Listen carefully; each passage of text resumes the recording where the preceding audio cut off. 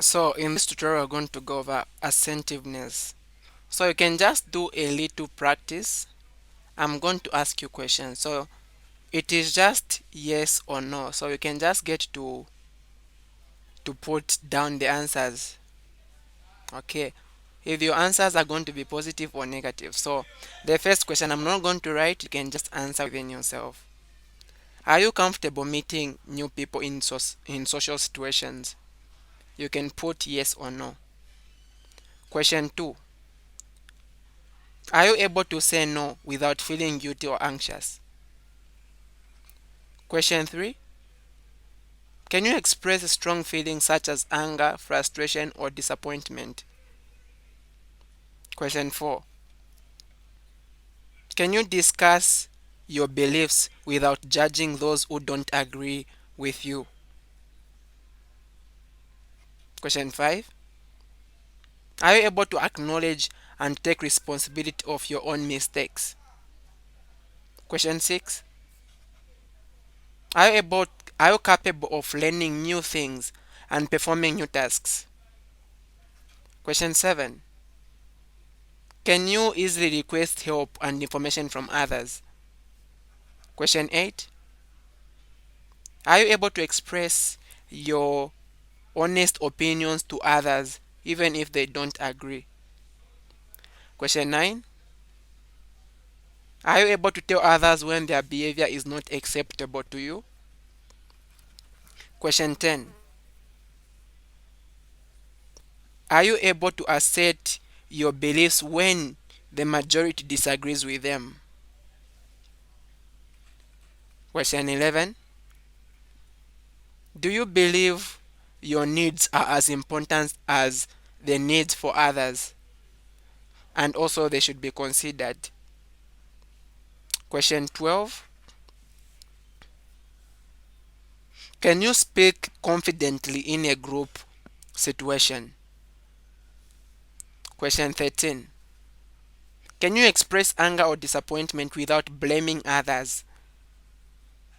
Question 14. Are you comfortable delegating tasks to others, giving tasks to others? And question 15. Do you value your own experience and wisdom? Were you able to answer these questions? How many positive answers do you have? How many yeses did you write and how many nos did you write? So if you had more than 10 yeses as your answers, you are consistent, assertive, and probably handle most situations very well. But if you have got less than 10, then learning assertive behavior techniques is going to boost your score. So make sure that you get to understand in this tutorial. Now, what is to be assertive? What does it mean to be assertive? So assertive is the ability to express yourself. So ability to express yourself without hurting others.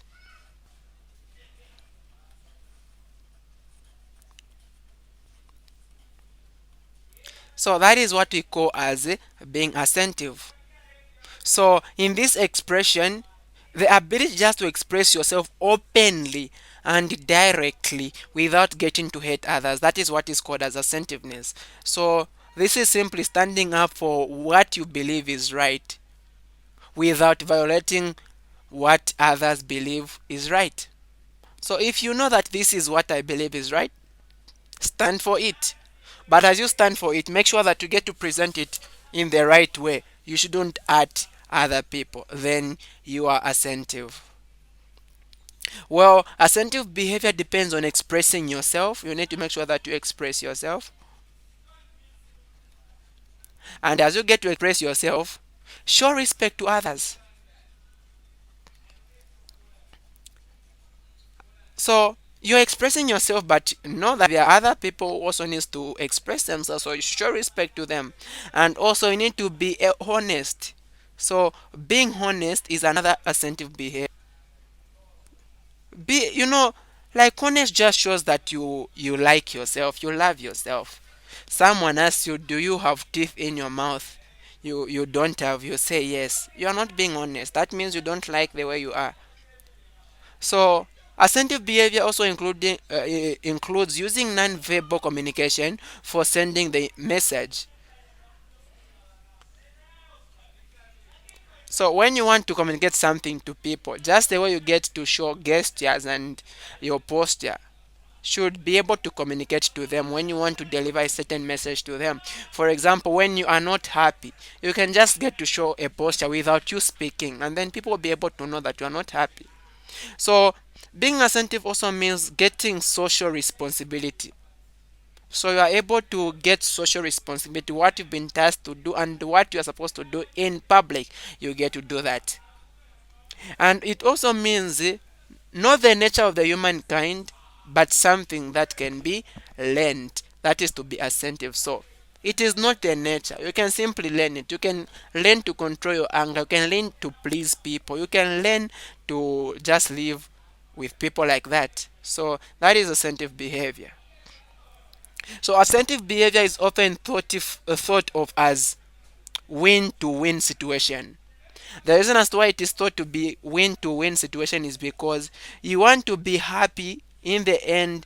You also want the next person to be happy, not you be happy and then you hurt others, not you hurt yourself and then you please others. Both should be happy. So if you have got that ability to make others happy as well as yourself, then you are attentive. Okay. So it is often a best solution which gains the acceptance of both parties. A compromise that is going to be a best solution which gains the acceptance of both parties. So if there's a situation that is happening and then you get to compromise it. So it is going to be the best for both parties, not you compromise to hate yourself or you compromise to hate others. You need to do it so that none of you should be hate. So also recognizing your own needs and wants, independence in a particular role such as lecturer and student or child parent. So you need to recognize your own needs. If you know your own needs, that is also part of assertiveness. Making it clear, like the I statement when you are speaking. I feel I'm uncomfortable. I think I am very uncomfortable. I think so. That means you are assertive, not just saying I'm uncomfortable with what you are doing. So the I think statement is very, very important for someone who's attentive. So I think that is good idea to. It's better. It's better to say it like that. Okay. So let's look at some forms of assertive expression. The first form is simple assertiveness. So these are forms of assertive. So we have got simple assertive. That you just get to use I think and then you get to state something. So that is simple assertive behavior. So apart, there is also empathetic assertive behavior. So empathetic has to do with the way you yourself choose another person. So empathetic, assertive. So this one you are getting to think about someone else. So an example is I realize you are tired. So on they are tired, you get to put yourself in their shoes instead of just saying no, let's continue. So you want to ask them in peace. I realize you do this. So that shows that you are attentive. That is empathetic thinking of. So apart from that, there is also confrontative assertive.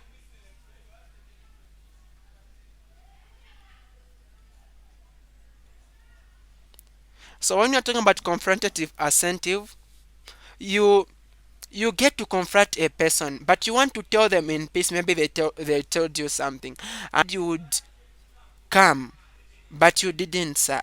So that is you are confronting someone, and you are telling them instead of just saying why didn't you come, you said you'd come, but you didn't. So that is also assertive, and that is confrontative. Confrontative, you get one. And then another one is soft assertiveness. So on this one, you are that soft when you are getting to discuss something with a person.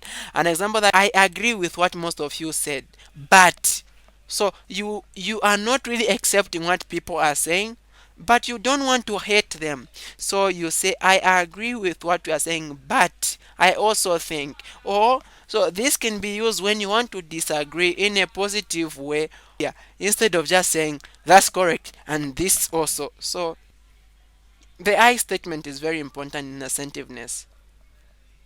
So that is just being soft. Okay, so these are the forms of assertiveness. Now let's get to look at other types of interpersonal behaviors. What are some of other behaviors that can be shown between persons, not just alone? So the first one is aggressive behavior. So this behavior that you can show to the next person. So what is aggressive behavior? Aggressive behavior is a showing of anger or dominance over someone, either verbally or physically or both. So just showing of anger. It can be using your words, like hungry. You are so angry, you are just getting to shout at these people. That is aggressive. Or you can be physical, you get to beat up people. That means being aggressive. So it offends or isolates someone else's rights. When you are an aggressive person, you isolate someone else's rights and you get to offend them.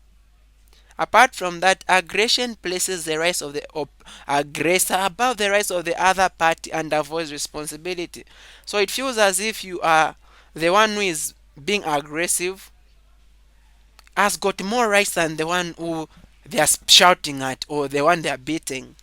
And it can be an automatic reaction or a one-off reaction to a particular sensitive or threatening situation. Imagine someone gets to threaten you and then aggressively you get to respond to them just even without thinking. So it can be automatic or just one thought you get to speak. Okay, so aggression can sometimes be an expression of fear, lack of self-esteem, or inability to control the situation. Peradventure, you are afraid. So the only thing that you have is, before this one gets to do anything, let me kill them. So that is fear. Or lack of self-esteem. You don't put yourself on top there. So the only option that you have is to be upset because you feel these people are better than you. Or the inability to control the situation. Maybe there's a situation that has gone out of hand because you cannot do anything, any positive. The only option that you have is to be angry, to start beating up, or to start shouting. So that is what is called aggressiveness. So apart from aggressiveness as a type of interpersonal behavior, there's also submissive. So when you're talking about submissive or accommodating behavior reduces anxiety, guilt, or fear by letting your views or thoughts be miscon- miscontracted. So you get, because you are maybe afraid and you want to reduce on the fear that you have. So the only option that you have is to submit. All right, I get you, because you are afraid to bring yourself out, maybe because of fear or you are guilty. So submissiveness is also a desire to please others and not to offend others. I remember a time when we were in a meeting, someone said something bad to me, and not to offend them, I thought it would be best for me to just keep quiet, but it had to pain me. So that is to be submissive. You desire to just please everyone, while else you are hurting yourself. So that this type of behavior is often shown in not wanting to say no to unreasonable requests. Someone says, let's go and drink, because you think maybe because they keep you, or maybe something they are higher than you can't just say no. So you get to just say, all right, it's fine. So that is what we call submissiveness. So submissive behavior often leads to a build-up of resentment, which can show itself in loss of self-esteem. So every time when you get to submit yourself, your self-esteem gets lower. You think as if other people are above you. So that is submissiveness. Apart from that, there's also another behavior, which is avoidance. So if you are talking about avoidance, Avoidance behavior ignores the isolation of rights and responsibilities through fear of the consequences. So you get to shun away from responsibilities because you fear consequences. So another reason for you to practicing avoidance might be because you don't wish to be bothered with the consequences. So you get to avoid some situations. An example is you get to avoid writing noisemakers in class, be, maybe because you are afraid people might start troubling you. Why did you write me? Why did you write me? So you do this in order to avoid that. So that is avoidance. So people avoid uncomfortable situations either through refusal to recognize a problem or by deliberately sidestepping confrontational situations which they think they have to answer for after, then they get to avoid them. Avoidance can be displayed in many ways: refusing to get a diagnostic test, maybe you are just get afraid, or not answering the phone from certain people, or avoiding socializing in a certain place. So that is avoidance. You just don't want to answer from this person because you don't want to be bothered. You don't want to take a HIV test because you're afraid this might happen. So that is avoidance. So these are some of the interpersonal behaviors that we have to take note of. So before we get to look at the barriers of assertive behavior or barriers to assertive behavior, we need to learn how to be assertive. We need to learn assertive behavior.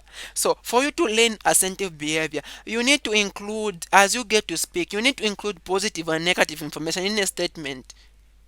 If you want to refuse instead, if you want to refuse, you can say, I like your plan, but instead of you just saying, I hate that. No, let's do this. So you can say, I like, but you can now state. So you get to include the positive and the negative in the statement. Or you can start the statement with I and avoid generalization. Instead of you using we believe in. So instead you can say I believe in this. So that is learning how to be assertive. So very, very important. I. And also express your own beliefs and rights. For example, I,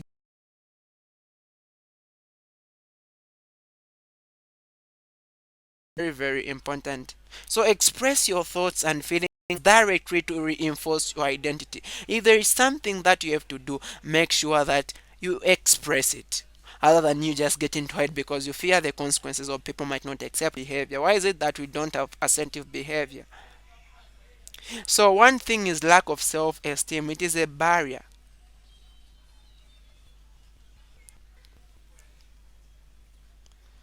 So lack of self-esteem, every time you always take yourself, that is a barrier to assertiveness. That is why every time you always want to accept what others are saying and you don't want to say that. Apart from that, also inexperience is a barrier to assertiveness.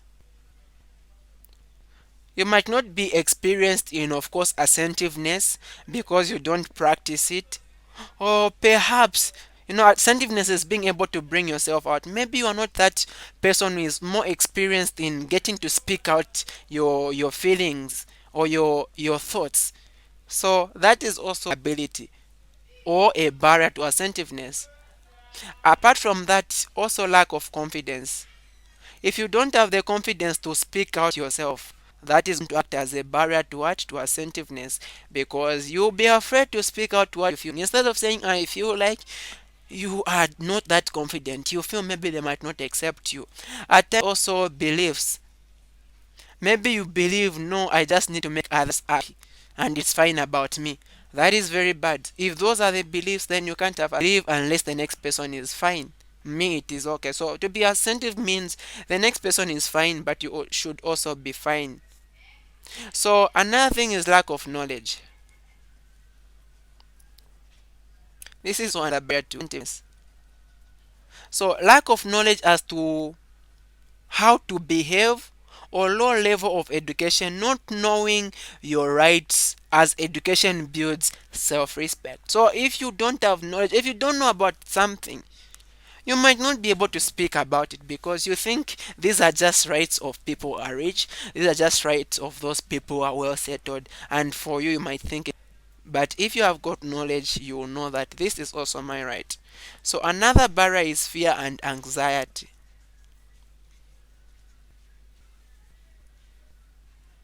So when you're talking about fear, fear or anxiety over what might happen or how people may see them if they do behave assertively.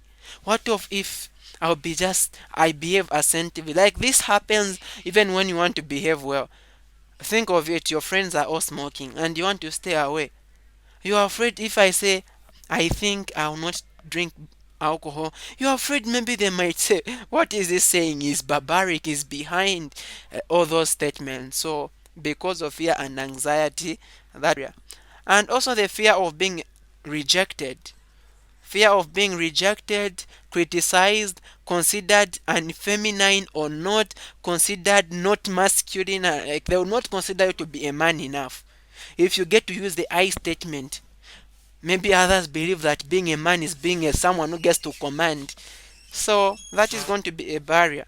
Or maybe fear of being considered, or fear of being seen as pushy, fear of being considered untight or under pressure or stressed out, or fear of being misunderstood. All those act as barriers. So apart from that, there is also negative perception. So you just get to look at things negatively. Negative perception of things. So every time you think if you get to do this, maybe this is going to happen. You don't have anything positive in your mind. Maybe if I get to put my idea, they might not accept me. So that is negative perception, and that is also a barrier.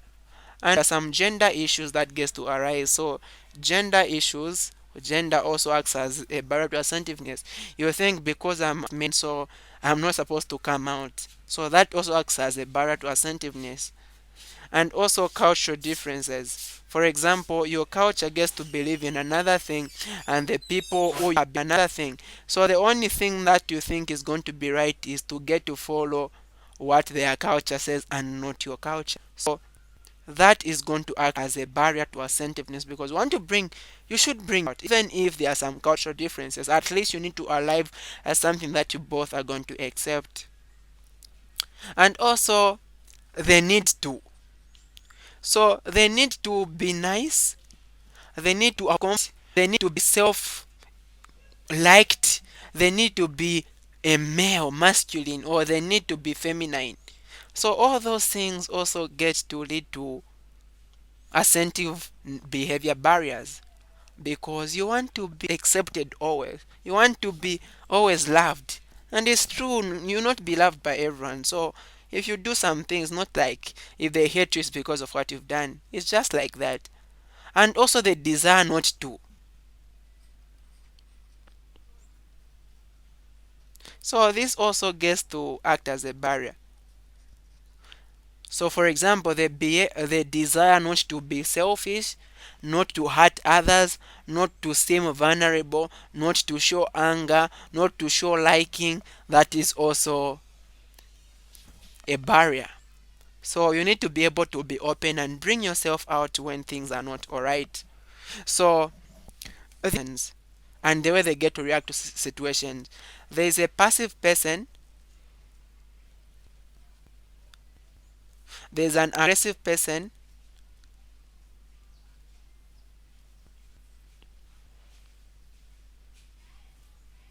apart from that there is also an assertive person. So I'll be making some situations, some statements which these people get to make. So I might not be able to write that, so we'll be able to see. So for example, a passive person is going to say, like a passive person is afraid to speak. For an aggressive person, they are not afraid to speak. Them, they are going to talk over others. Whereas for an assertive person, they are going to speak openly. They are not going to talk over others, and they are not afraid. The passive person is going to speak softly, while the aggressive person is going to speak loudly. But someone who is assertive is going to make good eye contact as they get to speak. So that's the difference. The passive person avoids looking at people. Well, on the previous one, I've said the passive person gets to speak softly, the aggressive person speaks loudly, but the assertive person is going to use a conversational tone. You get to interact in a conversation, not loudly, not softly, but in a tone that is possible for a conversation to happen. A passive person is going to say, "You are okay, I am not." The aggressive person is going to say, "I am okay, you are not." They're only interested in them being okay. But for an assertive person, we are both okay. So for a passive person, they value self less than others. Themselves, they want always to be less. They always think others to be higher. For an aggressive person, they are always higher and the rest are less. But for an assertive person, everyone is on the same level. So this is the different kinds of persons: passive person, aggressive person, and assertive person. Now, let's get to look at some techniques for practicing assertiveness. What are some of the techniques for practicing assertiveness?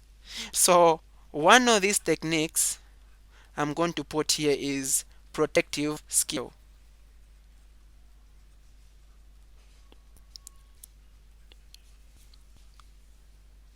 And the second one, apart from the protective skill, is expressive skill. Next, if you want to get to practice assertiveness, expressive skill.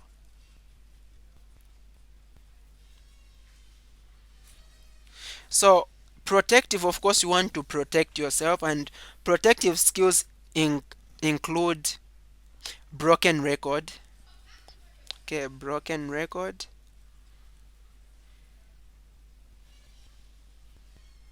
We can also say repeated ascension or repeated assertiveness.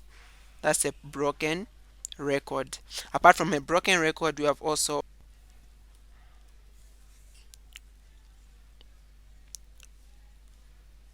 forging code agreeing.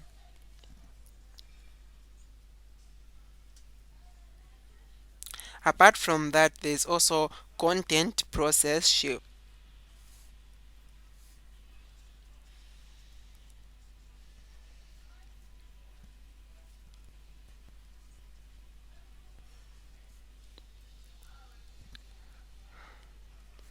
And then we have got negative ascension. Not to finish the word, let me just say neg. Or let me just finish for goodness sake. So negative ascension.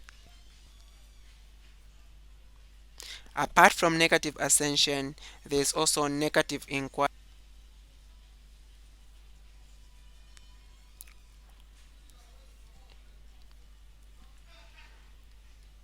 After then, we also have what clip.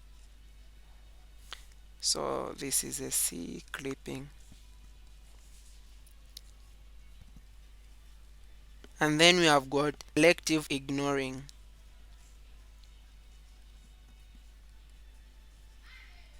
So we need to know what these mean when it comes to protective skills as a technique for practicing assertiveness. So let's start with broken records, the one on top, which is also called repeated ascension.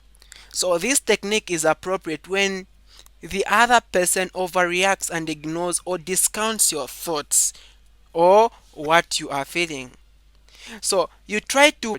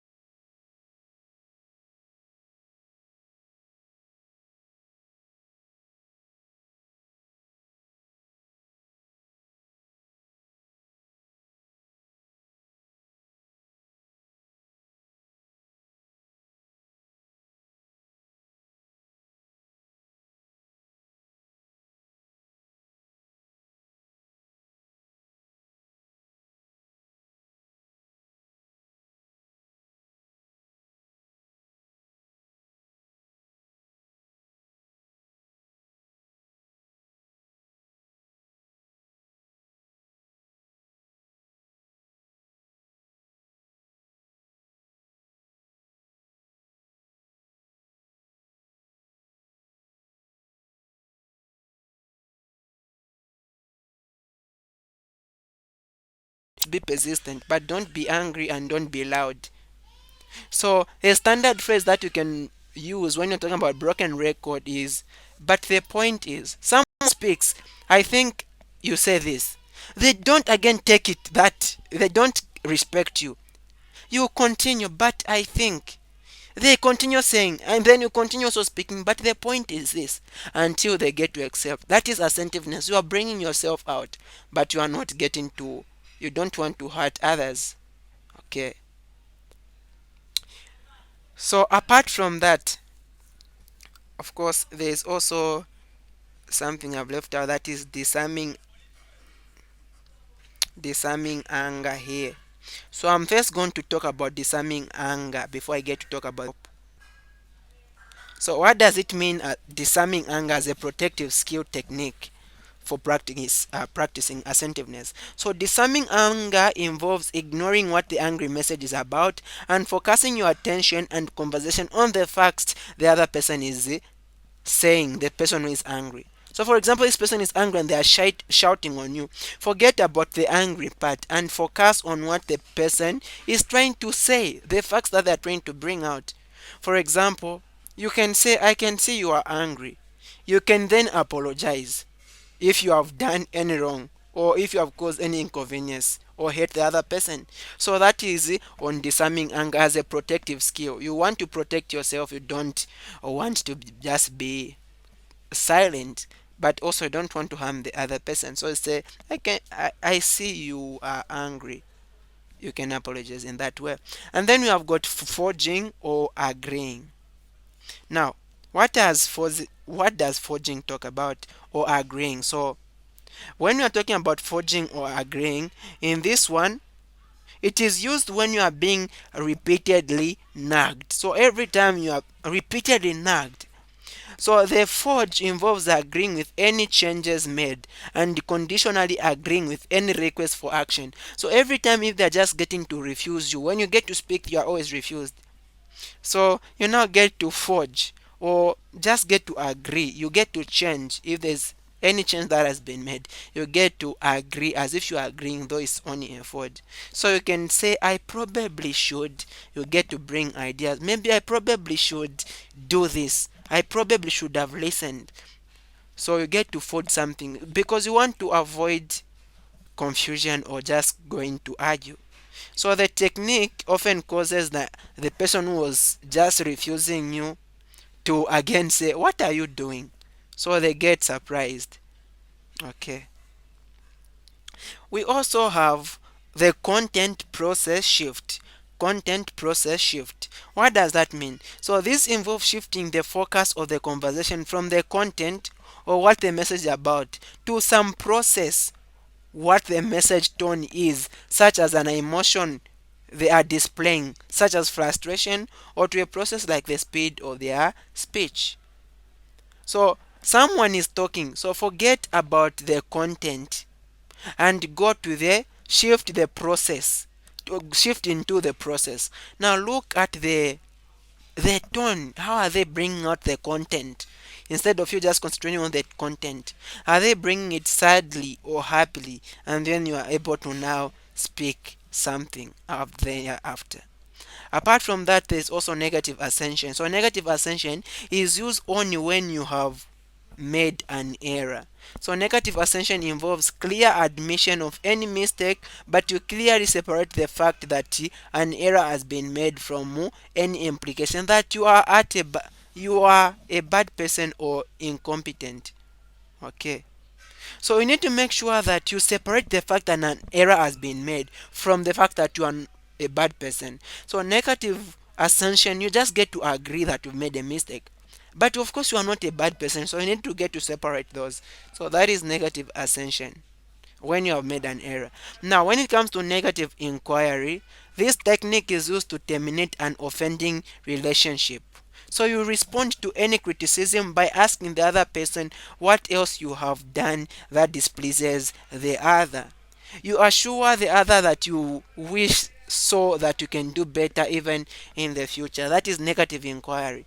You are talking, a person is very much upset. You ask them, what else have I done wrong? If they get to tell you and then you tell them, I'm so sorry, I'm not going to do that in the future. So that is negative inquiry. Now, when it comes to clipping, clipping is a technique that is used when a criticism is delivered that the assenter thinks is true but not really a criticism. So you get to deliver a criticism, you think this is true, but you don't bring it really out as a criticism. For example, this assignment looks like it was written by four different people. But you even know that there are different handwritings there. You just don't want to say that this book was written by four different people. You say this assignment book looks like, instead of you just saying direct. That is what we call clipping. So you are delivering just a criticism but in a right order. There's also selective ignoring. So selective ignoring, this is the discrimination or attending and non-attending to specific content from the other person. So they are saying a lot of things, but you do it intentionally not to pay attention to some contents, because some contents, trust me, they can be irritating. So you get to stay away from those. So you make clear to the other person that you will not reply to unfair or abusive criticisms, but instead you will reply to statements that are not destructive, guilty, or producing or unjust. So in this case, if someone is saying bad things, don't just keep quiet. You tell them, if you say anything that is bad, I'm not going to reply. And what is right, I'm going to reply. So that is to have selective ignoring. So that is about protective skills. Now, when it comes to expressive skills, so expressive skills, these are like the I statements.